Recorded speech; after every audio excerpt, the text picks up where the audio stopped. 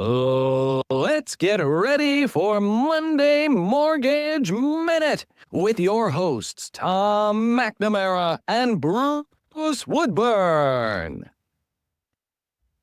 All right, we got the dogs barking in the background. You can tell this is the real deal here. There's nothing hidden. Hey, we got a lot to talk about today, Tom, and I want to cover construction to perm transactions. Yeah. Let's get started on that right away. All right. So my first question is, what the heck is a construction to perm loan? Construction to perm loan is a construction loan combined with a permanent mortgage.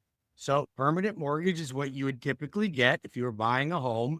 A construction loan is the money that's been created for the borrower to pay the builder in draws as they're building their own home. Okay. All right. So what's the difference between a construction/perm loan and separate loans if I get a construction loan and a permanent loan? Yeah, that's a pretty common question too. In the old days, we used to have to go to a bank or a mortgage company and get the money to build the home. And there, once it was finished, you had to requalify and essentially refinance that loan into a permanent loan with a refinance transaction. So this saves the buyer or borrower the money for two closing costs. So it's all wrapped up in one. Perfect. So what type of properties can qualify for this? So we're generally single family residences. We're not doing townhomes or condos because you're just not going to be able to build and conjoin something to somebody else's property with a construction loan. So there's single family residences, but we also, believe it or not, we have construction perm manufactured homes. Nice. Very good. They're actually pretty popular. Yeah, I have a friend that's in that modular home business and he does really well. Yeah. So there's a lot of interesting construction loans right now. So let's get into a few questions that you might have. Yeah. So what's the typical timeline? What does that look like? And then when do payments start? I guess that would be a really important question. The first thing is timeline for actually getting to a closing table. So let's just break this down. If you already own your land and you've already found a builder and you've already designed your home and you've got your plans and everything, then you could literally close in about 45 days. But for most people, they say, how long will this take? Have you got your land yet? I haven't found my land. Okay. Can I finance the land into the transaction? Yes, you can. You absolutely can do that. But if you don't have land, or even if you do, and you haven't started designing your home yet, and you don't have a description of materials and plans and specs, it's going to take you the time it takes you to find the builder that's quick enough to put all those things together. Got you. All right. So when rates are obviously always a discussion when we're doing loans, right? So if I'm comparing your rates today and, it's going to take 9 months to build a house, right? Yes. How do we figure out rate locks and those kind of things? Really good question. So you're going to see that a construction perm interest rate is not going to be your same as your typical rate that's posted on a daily basis. They're generally going to be about a full percentage point, even a point and a quarter higher than that. So if rates today were 6.5, you're probably going to be about 8%, 7.75, 8%.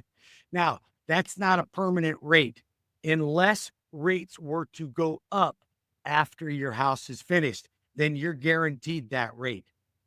Okay. If rates come down or stay the same as they are, we're going to float that client down when we're 30 days from completion to market rate on a 60-day rate plus 5/8.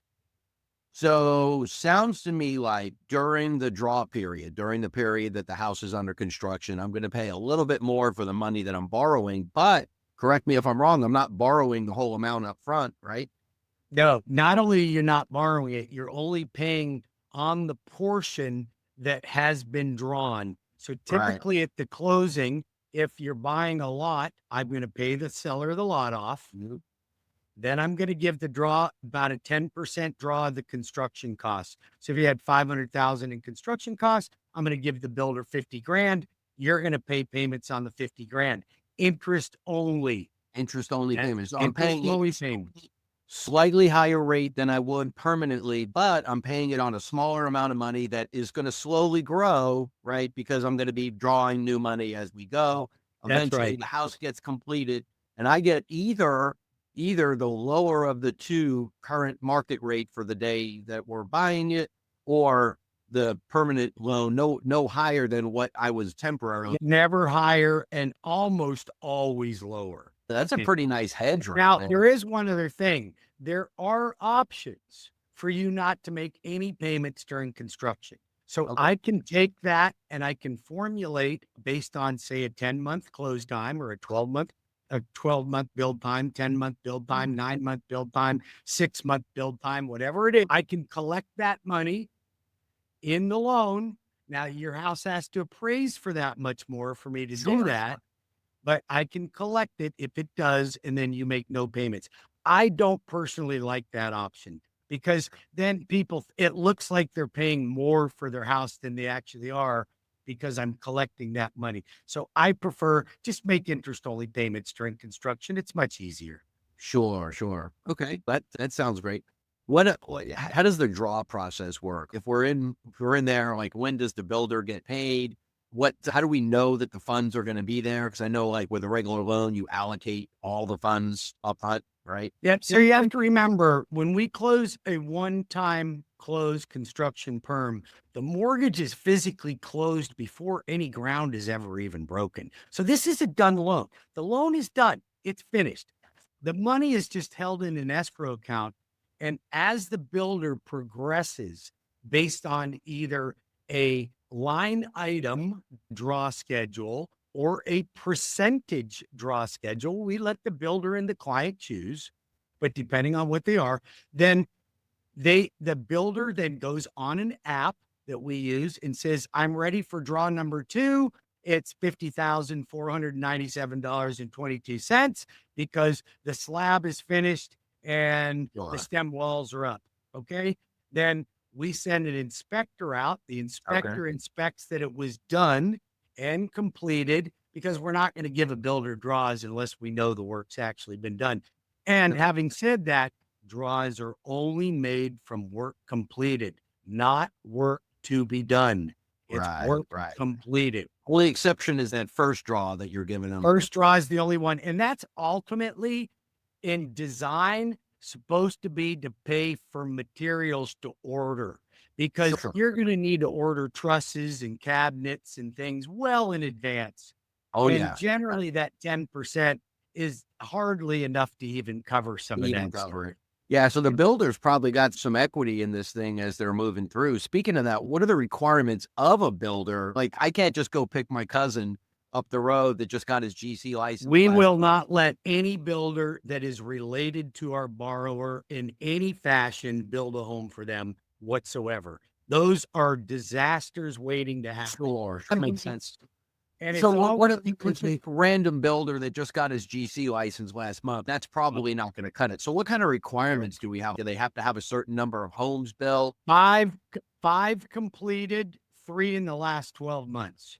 See, there you go. So you've got to have a builder that's got the systems down and has actually been successful. Has the proper insurance and bonding and has the ability to pay his subs during draw phases. Because if you pick a builder that can't pay subs during the draw phase, then that subcontractor is going to put liens on your property. Then we got to clear all the liens off the property. So you need somebody that's got the wherewithal to build. Got a little bit of capital behind them. What about the inevitable? And it happens, I think, 100% of the time in every construction project I've ever seen. Delays, cost overruns, and even construction stops. Like, what goes on then?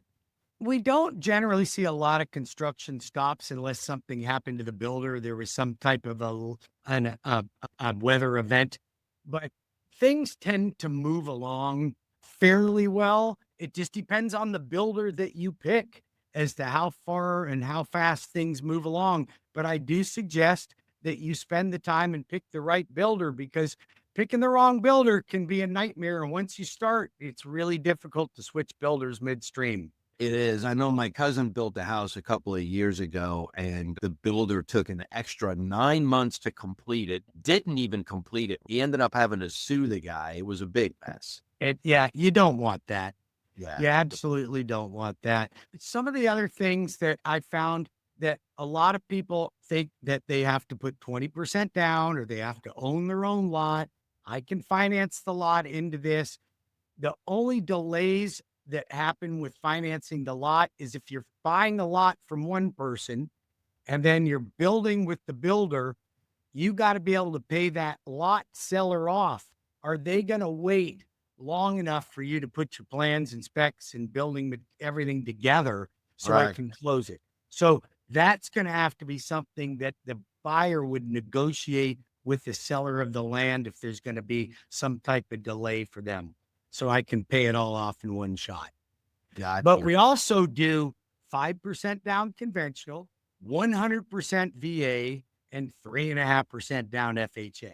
And we'll do primary residence, secondary homes, and investment properties. That was my next question was, can I do an investment property? You can. Now, I won't do a build and flip. I'm only doing for build and hold as a rental. I know. Okay. I'm not doing spec loans for builders to put specs in the ground. Got you. All right. Fair enough. So I've got a question, and I know the answer to this. So I'm going to ask, it's two questions. Give me a success story, but also give me your craziest story. And I think they're going to be the same. No, my recent success is I just finished a construction loan on the very first 3D home that we know of in Florida. And it was a phenomenal success. And they even had some permitting delays and still built the whole house in 4 months. And Wow. it was is 3D. You mean 3D printed, right? So that's 3D being printed house. And it's rated for 150-mile-an-hour winds. Its insulation factors are over the top. Hurricane windows, everything is super energy efficient and very safe. And you can make one of these homes look unique, or you can make them look just like any type of a block home. That's awesome. That's awesome. Yeah, and then the craziest story is the reason you don't want to pick a relative to do your job for you. I had 2 incidents. One guy picked his brother-in-law that was a block layer because he was saving him $20,000 in the block. Sure. But brother-in-law found a job in Georgia just before his was ready to start, and then went, hey, I'm getting paid big money. I was going to do your block job for free, but I got to go to work. My family needs money. I'm moving to Georgia. The loan was already closed. Now we have $20,000 too short. And there's not enough money to do the block work. Yeah. And another guy did the same thing with a family member that had a roofing company. And guess who fell off of a roof just before his job was ready to start and couldn't do the roof job? Yeah. That's no family members. It's no family members. Got it. Very good. Bruce, do you think, are these becoming more and more popular? They're very popular right now with people that just don't want the regular production DR Horton Lennar home. Now, there's a place for those homes. Some people don't want that HOA. They want to build their own home. They want to do something that's for themselves, that is designed the way they want it, not the same as 4 houses down in each direction. So it gives you a little bit more flexibility. But I will warn you, it's not generally cheaper. You're going to get what you want, but you have to be prepared that everything that you look at in a home has to be picked out by you. The faucet, the cost more. The door handle, the light fixtures, everything is a decision. I can tell you right now, when people are faced with choices, because I see this when people go into those new home communities and they're able to pick out all their extra stuff.